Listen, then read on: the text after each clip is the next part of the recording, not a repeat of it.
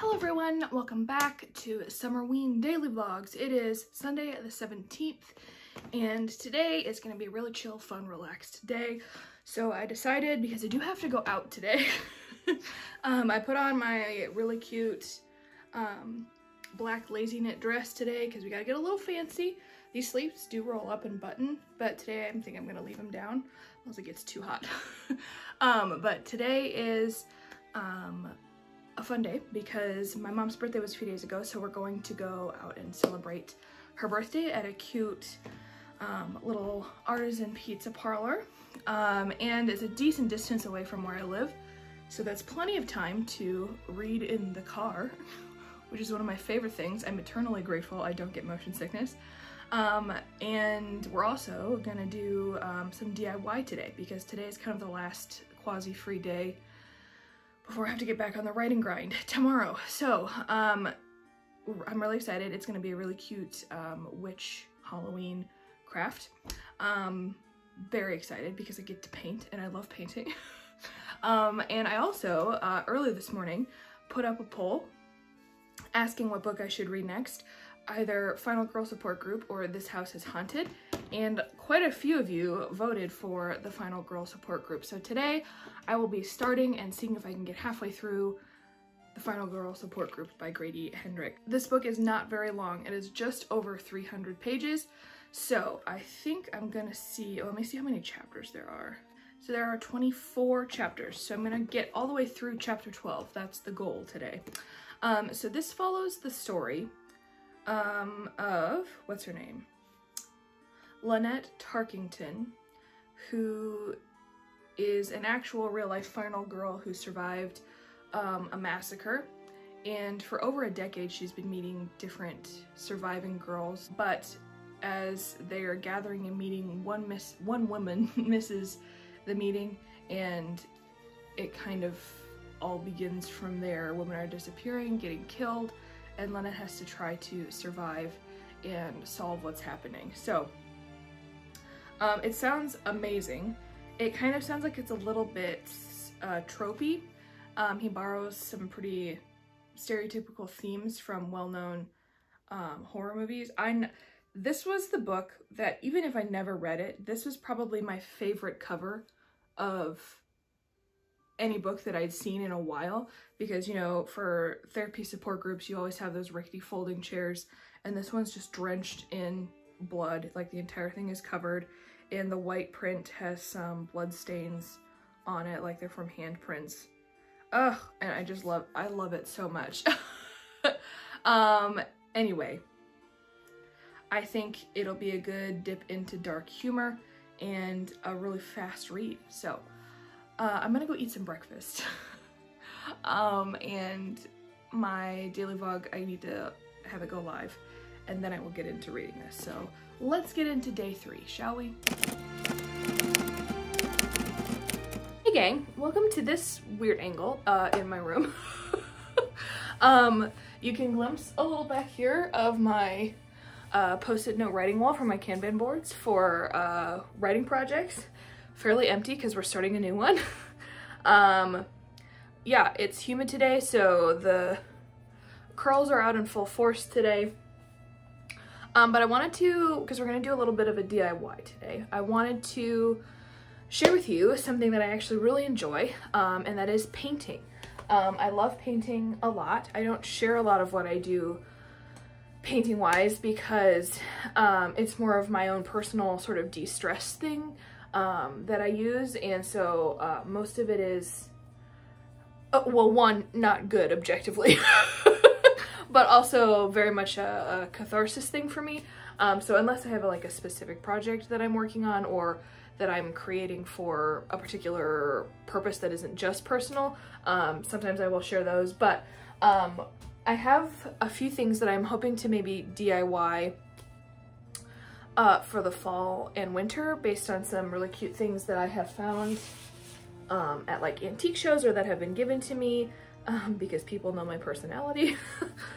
So one thing that my dad actually found, I think probably when he was maybe cleaning out his office or cleaning out my grandma's house maybe, is this old broom. Ta-da! It's not very big, it's maybe like 3 feet in length, but it's pretty grungy right now. And so I'm gonna DIY this to be a little Halloween decoration to go in my house. So I'm going to clean up the bristles just a little bit and maybe paint the ends gold or something. And then I think I'm gonna paint the handle black. And because I have a specific image in mind for what I'm wanting this broom to look like, I'm gonna add a few details that are a little bit stylized. And then I have a really cool addition that I'm gonna attach to the top of the broom. So that's the plan. I'm using newspaper on the floor of my room, and I'm using the comic section because the headlines in Iowa are swear word depressing at the moment. And even on these 2 pages, like the 2 headlines that you'll see is granddaughter's behavior at funeral offends family and victims of physical violence will still wrestles with effects of assault. So it's a great day for women. Let's get started. What do I want to use? I think I'm gonna go matte because there's not a lot left and I can use up this. Maybe add a touch of the regular permanent black. Oh, hello everyone. It is much later in the day.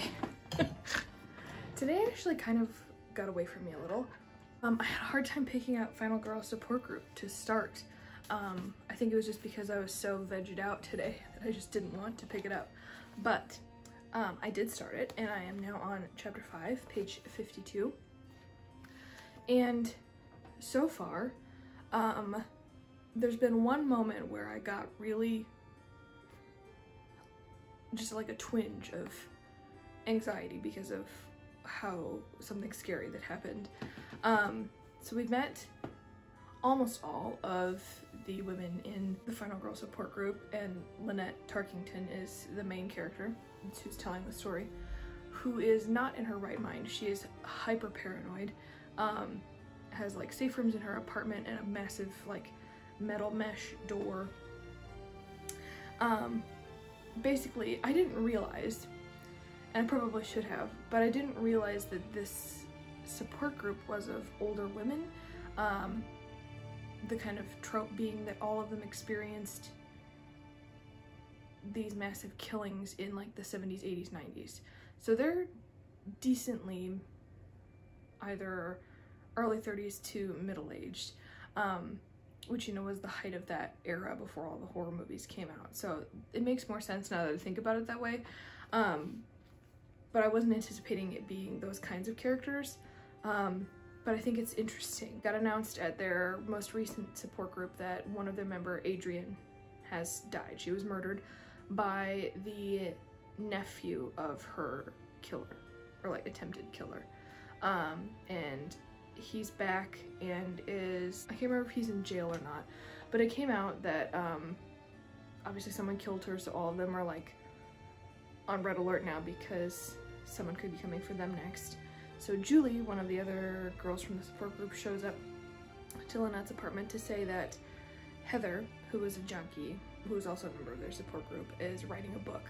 And Valker knew that a book was being written, or someone was in league with him or something like that. So Heather's writing a tell-all book about the Final Girl support group, which will basically put him back on the map for people who want to be weirdos and imitate their favorite killers. Anyway, while they were in her apartment with another reporter who was supposed to help them investigate, a sniper shot up her apartment and killed Julie and the reporter, I think. So Lynette's on the run now. There was one moment where Julie showed up at her door that freaked me out a little bit, but so far it is very tropey and very satirical. I don't know if it will continue to be that way, if it'll make it harder to read, because I'm focusing more on that than I am necessarily on characters. There isn't a whole lot of character development. Even within the first 4 chapters, I don't really have a good sense of who Lynette is, even just that she's hyper paranoid. and I don't know the full backstory of any of the other girls yet. We get brief mentions. We've only had one full story of what happened to one of them. That was Adrian, because she's dead. So maybe we'll get, oh, we just got Julie's too, so maybe we'll get more and we'll learn more about who these women are. But for now, the character development is a little lackluster, but the sort of atmosphere of a horror movie is definitely present. So far, it's enjoyable. I also love all the added, hang on, let me show you. Like articles about movies. There was a couple subreddit posts about people who are tired of them, the Final Girl support group, because they keep coming back in the media or making movies based off their stories, dipping into the publicity franchises, which I also think is interesting, kind of glamorizing that. I don't quite know how to think about that, but someone's clearly plotting, whether it has to do with Heather's book or something else. Also, mentioned at the beginning, there's another member of the group that they don't talk about. Chrissy. Something about Chrissy, she's a traitor. So she was a part of the group, she isn't anymore. Hot button issue. But the big tension thing is that before any of these girls were being killed, one of them wanted to kind of disband the group because it was becoming unhealthy and they were nitpicking and none of them really got along, and it was no longer becoming like a safe place. And Lynette found out that they were wanting to stay together for her because she was considered the weak one because she was hyper paranoid. So I'm curious to see how that will play out as well, and what's with the member that no one talks about. So anyway, chapter 4, I'm gonna read all the way to chapter 12 and then call it for today because that's the halfway mark. So that's the plan, and I will update you when I've read another couple chapters.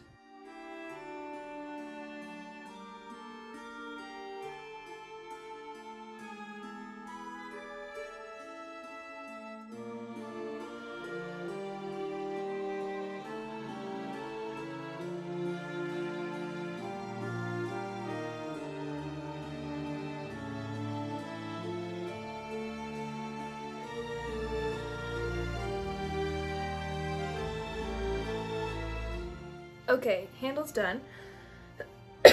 We're just gonna let that dry for a little bit. Shouldn't take too long. It's a pretty thin coat. It's also matte, and matte dries really quickly. So I might just wave this in the air a little bit to speed up the process. So one thing that I do want to add to make it kind of the vibe I'm going for is, okay, so people say, you know, the road to hell is paved with good intentions. I disagree. I think the road to hell is paved with extra fine glitter. Oh man, as soon as I was thinking about what I wanted to do with this broom, I was like, oh well, I could do it with like spray paint, but I don't want to go through the hassle of cleaning up spray paint. And I was like, I have a bunch of glitter left over from a project I did for my musical group that I'm a part of, and I need to use it. And I'm a little irritated with myself now because it means I have to use glitter. I can't decide whether I want to use gold or black.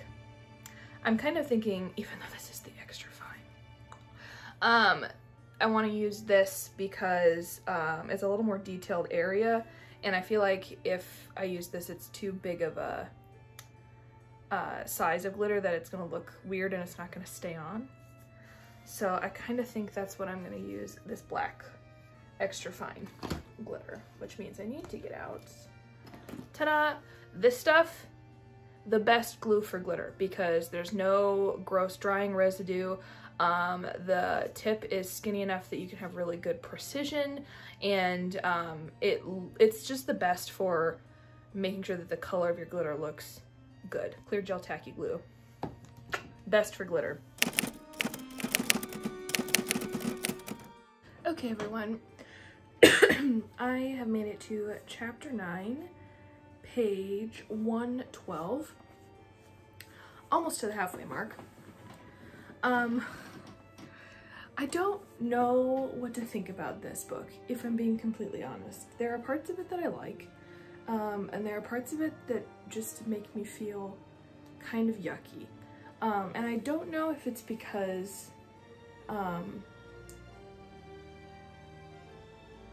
there's so much content around murder and the really fanatical parts of serial killers and their followings that it just makes me feel gross.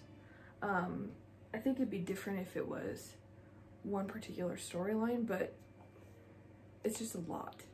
And I don't quite know how I feel about it.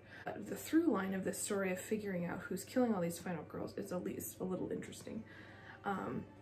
So we discovered that it wasn't Heather who's writing the book. I won't tell you who it is because I don't want to give away any big spoilers, but it wasn't Heather. And we're starting to get a few other pieces of the girls' stories, and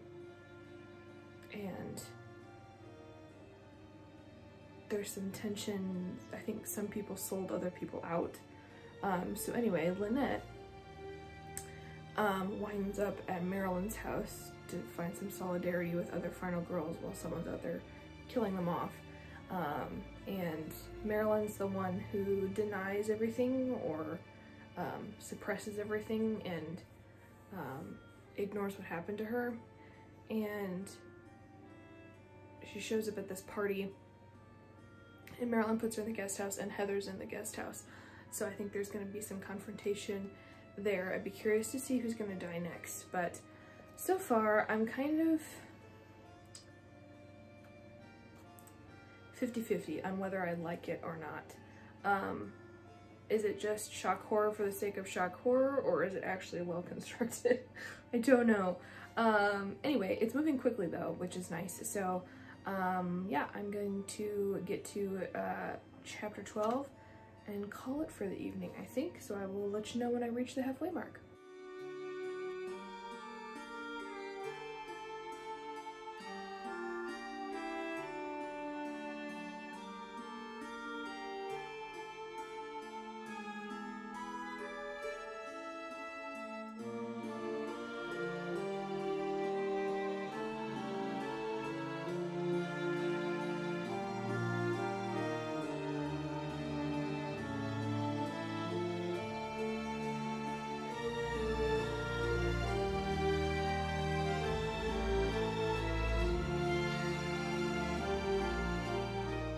Okay, and then I think the last thing I'm gonna do, oops, while I'm waiting for this to dry, is to paint the bottom of these bristles gold.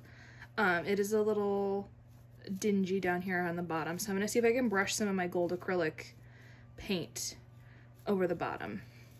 So let's get that out. Hello everyone. So it is actually the next day. It's Monday now.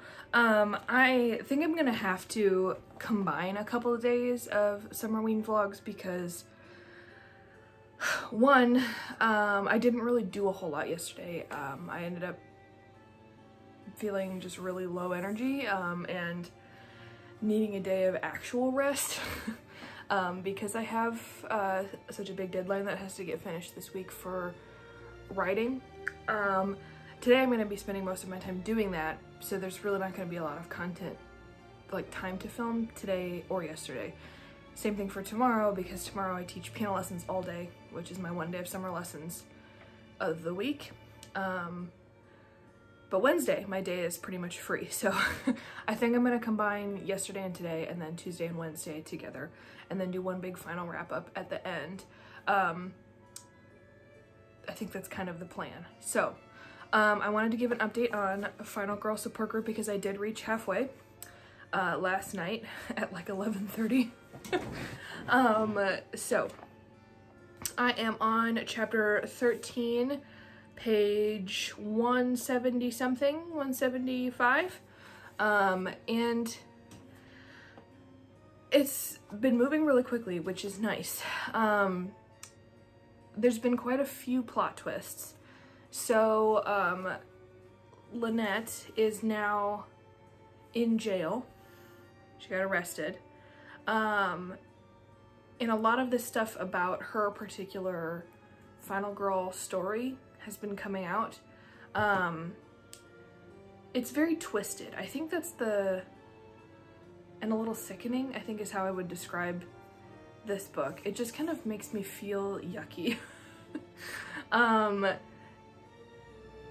you know, maybe that's part of the point of this genre, but it really sits with me. Like, I couldn't read House of Leaves last night because I just didn't want to read anymore. And I love spooky stuff, don't get me wrong, but like, this is just a little beyond what I'm comfortable with, I'm kind of finding, but it's still moving really quickly. And the through line, which, you know, is figuring out who's murdering all of the final girls, is still very interesting, but it's all the other stuff that just really puts a bad taste in my mouth. So I think I've found my limit. But I am gonna finish it because it does move really quickly. We do have a suspect of who it could be, who's doing all of this to these girls. And I think it's a really interesting take on solving them, like the solution to the mystery, if it's true. I think that's probably a really cool ending. Anyway, there's some parts in here that particularly bother me, content-wise, that I think I'll probably get into when I do my final review. I don't know what I'm gonna rate this yet, because, you know, the entertainment factor is very high, but the stuff that kind of turns me off to the story is also very high. So we'll see how it goes. Anyway, that's my update. Couple plot twists are main characters between a rock and a hard place, which, you know, black moment. It's all downhill from here in a good way, so we'll see. I'm gonna read a little bit because it's still kind of early in the morning before I normally write, and then I need to get into writing. So that's the plan, and I will update you when I've read some more.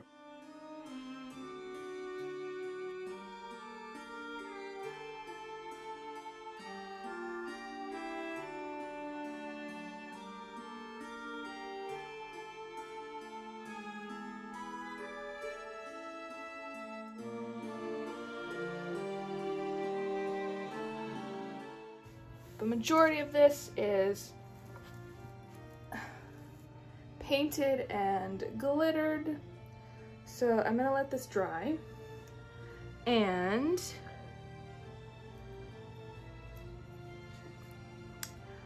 go do the second part of this craft, which involves a fire. We love it. Hello everyone, it's a little later.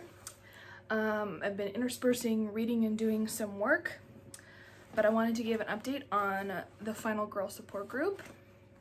I am on chapter 17, just past the 200-page mark. I have 10 chapters left. That's not right, 8 chapters left. 8 or 9 chapters left. Just over 100 pages until I'm done. Things have been taking some weird turns. What can I tell you without giving too many spoilers? Okay, so at the beginning of this book, when the first final girl of the support group was murdered, Adrian, she had gone back to the summer camp where her massacre happened and turned it into a retreat center for women who experienced trauma, particularly like hers, which is great. Great way to reclaim a space, helps process through emotions and trauma. I love that. But the second murder happened, like the second round, the resurrection murders as they call them, where their killer or something related to their killer comes back and repeats what happened. Stephanie Fugate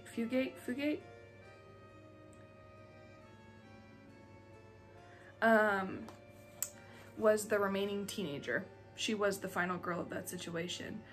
So Lynette decides to, because all of these final girls are getting killed, and Stephanie has an association with the person who she thinks is behind all these murders. So she kidnaps her and takes her on the run to keep her safe.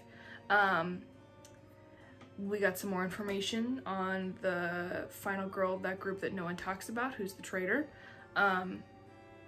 She's getting more involved in the story.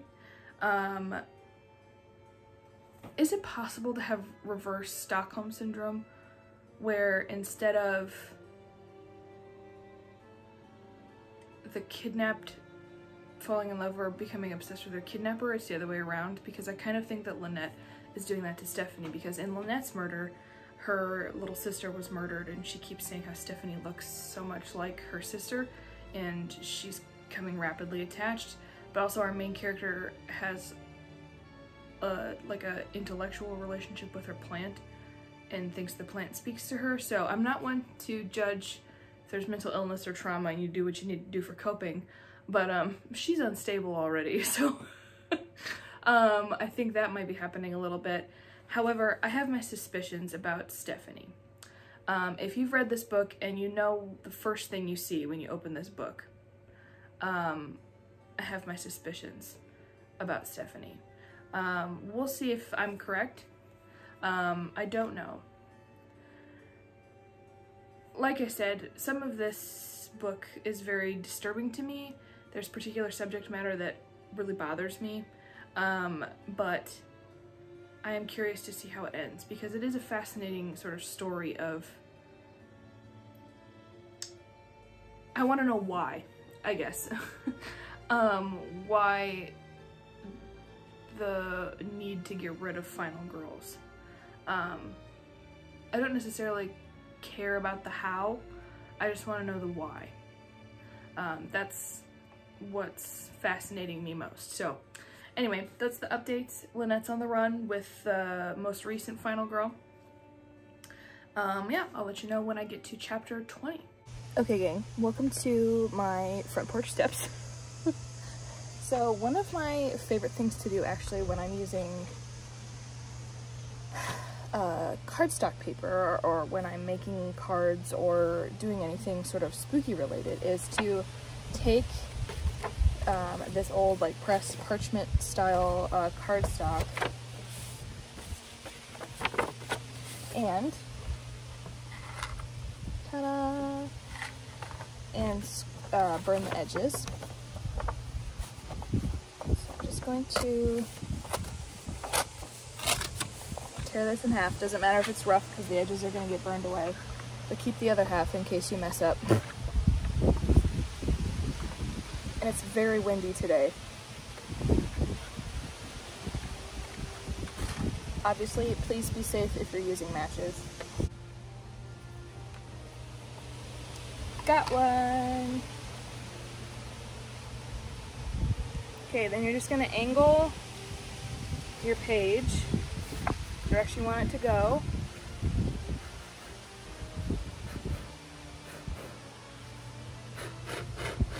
And strategically sort of blow out the ashes. The wind is taking care of that job for me today. I feel like I'm one of those kids in those, what is it, Cell Block Tango, when she's walking up the stairs and just lighting matches and throwing them away. Okay, I've moved to my backyard. It's a little more manageable, the wind back here. Oh no! I say that, they almost just blew away. We're gonna get this. DIY is never easy. I've gotten about this much done so far.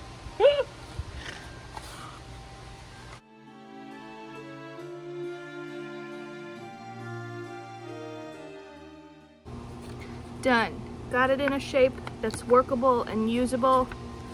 A little smaller than I would have liked, but it's still gonna work.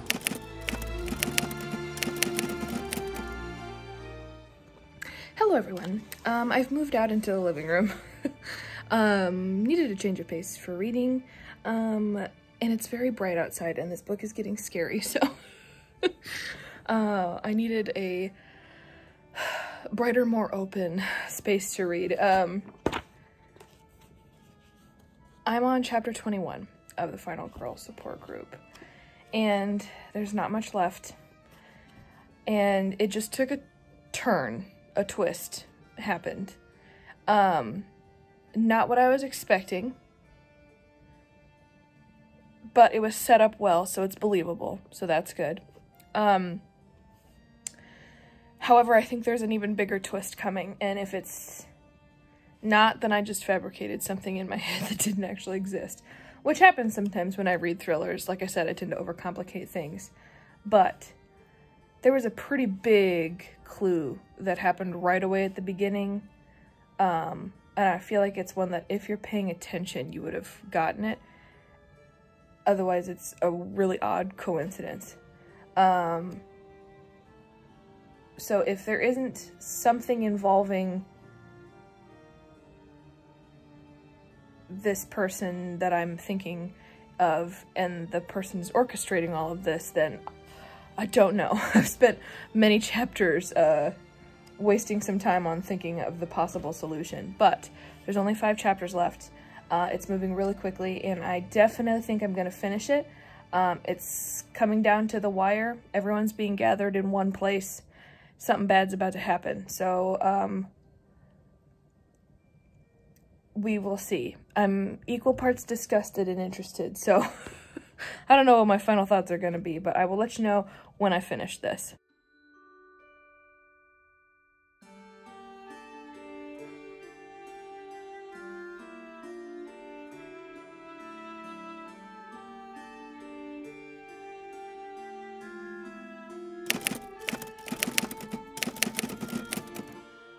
Okay everyone, I just finished the Final Girl support group. I don't know fully what my thoughts are on this book. I think it might take me some time to sit with it and think about it. What I predicted did happen. Not fully. The person who I thought did the whole thing wasn't who I thought it was, but there was one particular twist with the accomplice that I was correct in predicting. So again, those are always satisfying moments when my gut instinct is right. There's a lot of issues that are brought up with this book. Some of them are very hard for me to think about because I have very close experience with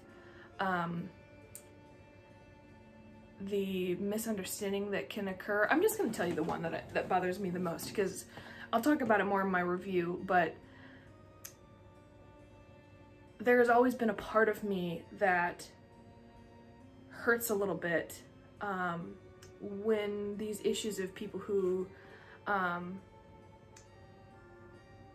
people brand as psychotic, who went through various traumas as a child or have some mental illness that has never been diagnosed, and the blame that gets put on them when they were denied a service younger in their life. The subject of mental illness just in general, but also mental disabilities. I think they are stereotyped and used in movies like this and meant to be shock and horror rather than understanding that that person is ill. The best example of this where it truly bothered me was in Danny's story in here. Her brother, which had some pretty significant mental disability and disorder, was wrapped up in being a serial killer, but there was an accomplice to his murder. 2 people. And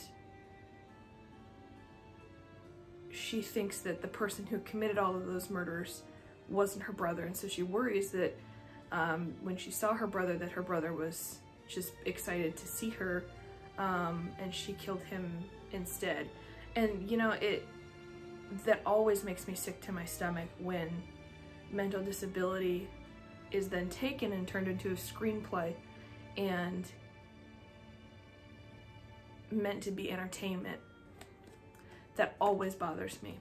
And not necessarily in terms of like telling people stories, but that part really did not sit well with me. And I'm not excusing any of the behavior. Please don't hear me on that. What those things that happen to these people are awful, but it's always kind of shoved to the back that, you know, those people also have issues and are ill, and that always bothers me when it is elevated to entertainment status like that. And I know that this book is not necessarily doing that. It's talking about tropes and stereotypes in horror movies, but that will never be easy for me to read, and it will always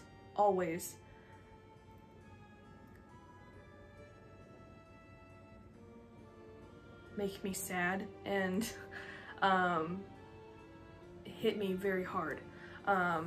And there's a part of me that sympathizes with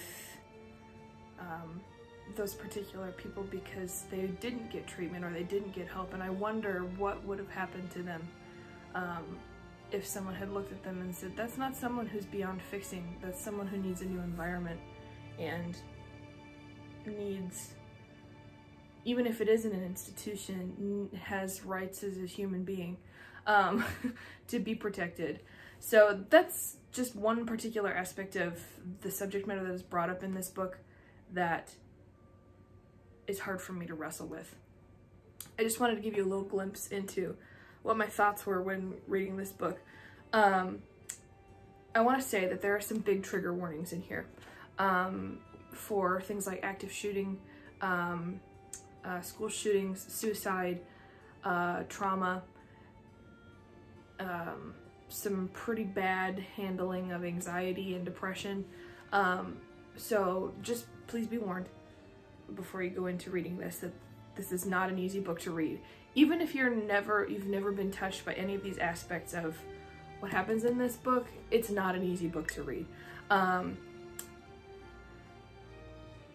don't know, this is what, there's so much of me that has issues with the subject matter that Grady Hendrix brings up, and yet I enjoyed the story. I really did. If I'm gonna be honest with myself, I enjoyed it.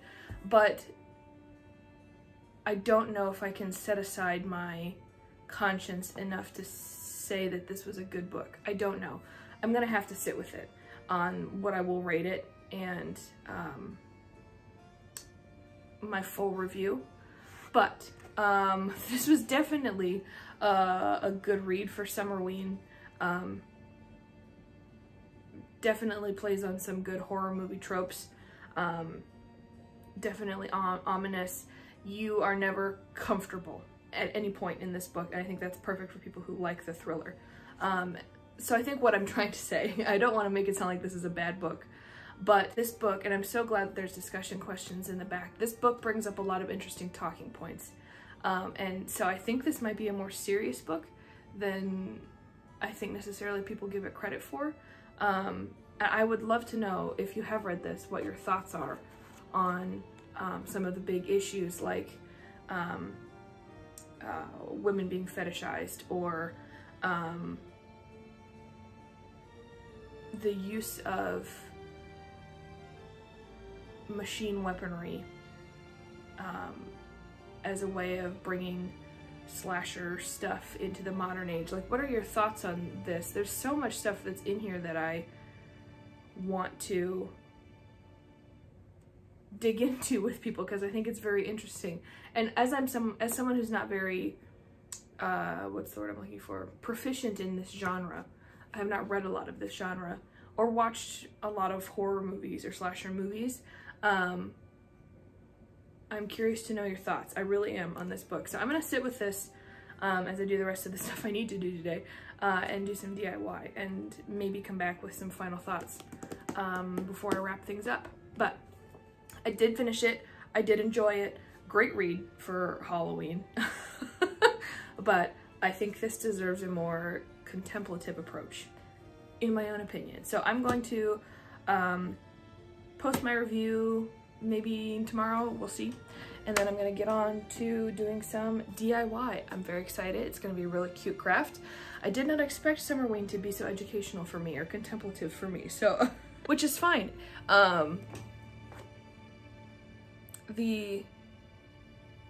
Those moments of learning and education are always important, so take your time and process correctly. And this is why you should read. For these moments that make you sit and go, why am I uncomfortable with that? Or why did I enjoy that? We never stop learning. So reading is a great way to keep your brain active. Anyway, thank you for coming to my TED Talk on why reading is important to your education.